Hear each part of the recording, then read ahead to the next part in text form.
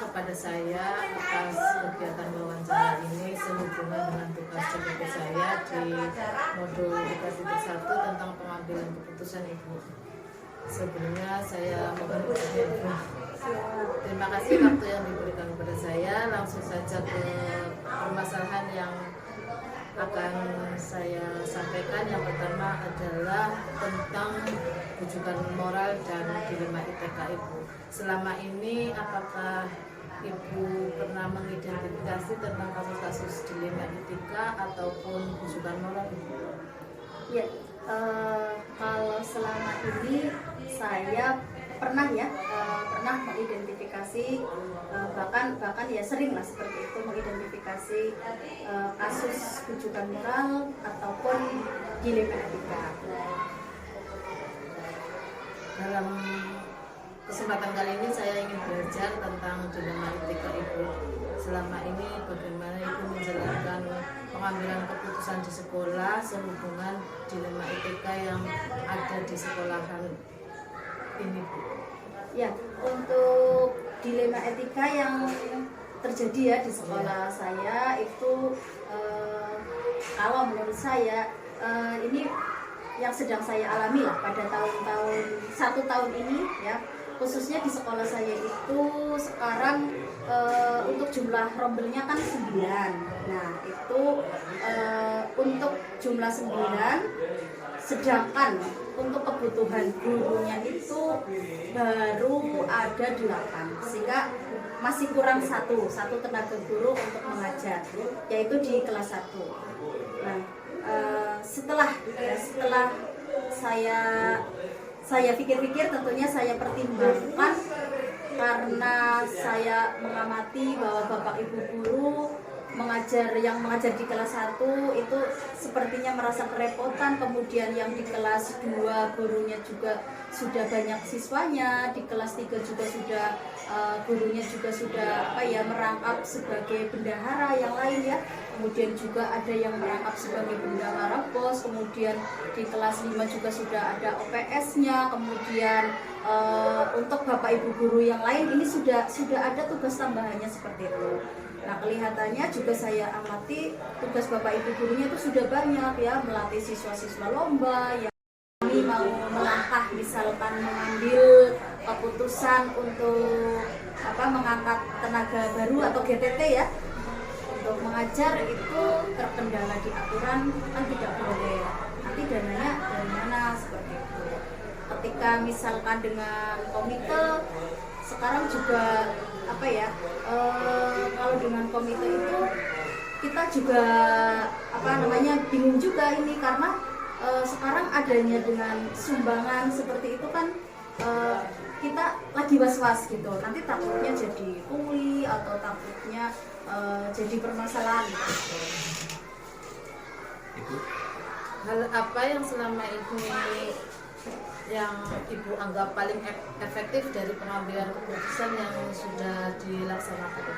Ya, jadi menurut saya untuk pengambilan keputusan yang sudah saya laksanakan yang paling efektif itu adalah saya mencoba membangun kenyamanan gitu, atau komunikasi yang efektif dengan bapak ibu guru, juga kemudian dengan melibatkan komite ataupun paguyuban gitu.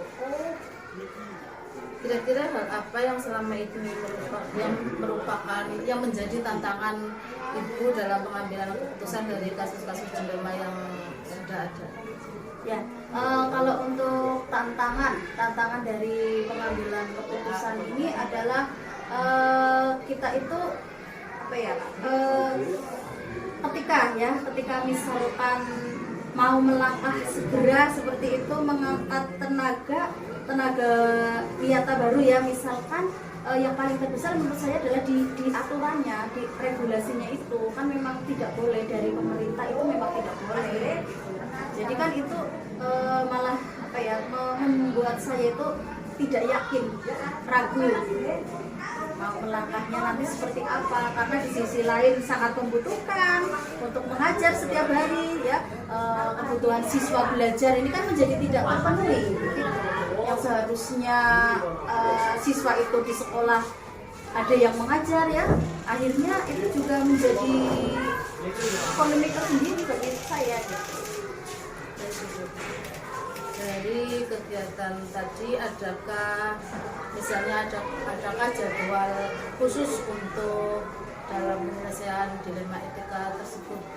Ya, untuk jadwal khusus sih tidak, karena begitu ada permasalahan seperti itu, karena ini menurut saya sangat situasional, kan kita tidak mungkin ya membiarkan siswa ya tidak diajar gitu kan, kasihan. Sementara haknya ya dan kewajiban siswa, haknya itu kan harus terpenuhi, harus belajar di sekolah seperti itu kan, dan orang tua juga sudah mempercayakan ke Bapak Ibu guru. Makanya untuk sementara ya yang saya lakukan adalah saya ikut mengajar di kelas 1 begitu. Ketika mungkin nanti saya ada kegiatan terkait dengan tugas sekolah, nanti akhirnya melakukan kelas rangkap diajar oleh kelas 1 yang berikutnya, kelas 1A kayak gitu. Jadi digabung biar yang penting intinya siswa itu tidak dibiarkan tidak diajar begitu, yang sekolah tetap dilayani haknya.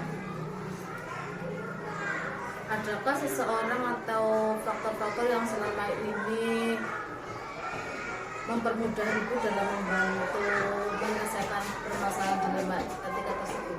Ya, kalau untuk membantu sih semuanya ya, yang penting Bapak Ibu gurunya ini kompak kayak gitu. Kemudian selain kompak ya komunikatifnya efektif ya, selain itu juga yang penting komitmen dan konsisten begitu. Artinya kita tetap melaksanakan kegiatan ini ada dasar-dasar atau nilai-nilai yang dijunjung kayak gitu, nilai-nilai moral, nilai-nilai kebaikan yang betul-betul diyakini dan menjadi prinsip di sekolah kami. Adakah tokoh yang menjadi panutan ibu dalam pengambilan keputusannya? Ya, kalau untuk tokoh atau panutan ya pengambilan keputusan, tentunya yang pertama itu adalah saya meyakini atau saya meyakini prinsip-prinsip yang diyakini oleh KHD tokoh pendidikan Ki Hajar Dewantoro.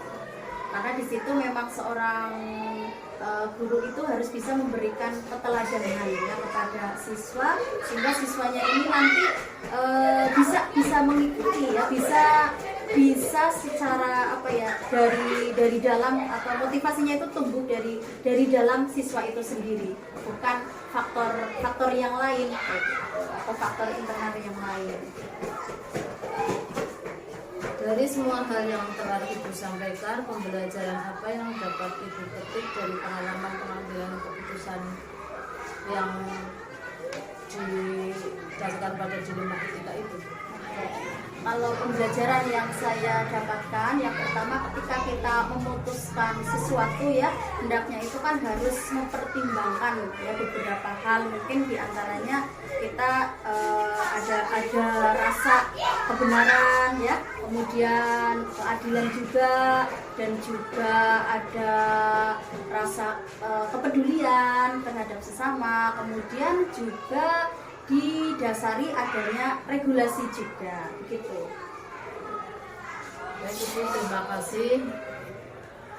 Kiranya hanya itu dari wawancara yang saya lakukan, kiranya sudah cukup. Terima kasih atas pembelajarannya.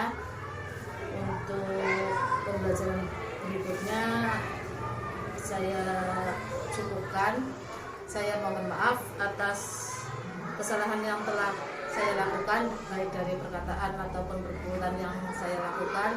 Dan saya mengucapkan terima kasih atas kesempatan telah memberikan peluang waktu kepada diri saya untuk belajar lebih banyak kepada Ibu. Kiranya hanya itu yang dapat saya sampaikan. Ada kurang lebihnya mohon maaf yang seterusnya. Wassalamualaikum warahmatullahi wabarakatuh. Waalaikumsalam warahmatullahi wabarakatuh. Terima kasih Bu Eva, sama-sama.